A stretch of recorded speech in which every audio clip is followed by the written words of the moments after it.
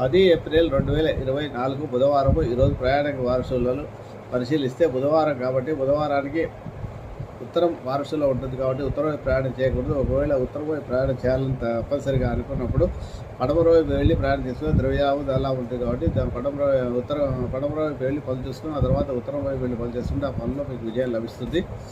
కాబట్టి ఈ విషయాన్ని గుర్తుంచుకోవాలి. ఈరోజు బుధవారము గణపతికి చాలా ప్రీతికరమైన రోజు. అలాగే ఈరోజు కేతు నక్షత్రం, అశ్విని నక్షత్రం కూడా వచ్చింది కాబట్టి అది కూడా గణపతి అధిపతి కాబట్టి బుధవారం గణపతిని కొబ్బరితో దీపారాధన చేసి అటుకుల బెల్లం ప్రసాదం పెట్టి ఓం కాప్ ఐం గణపతి నమః అనే మంత్రాన్ని 105 సార్లు జపం చేయండి. అలాగే గరికతో 16 షోడశనామాలతో పూజ చేయండి. దానివల్ల మీకు జీవితంలో వచ్చే సమస్యలకు పరిష్కారం లభిస్తుంది.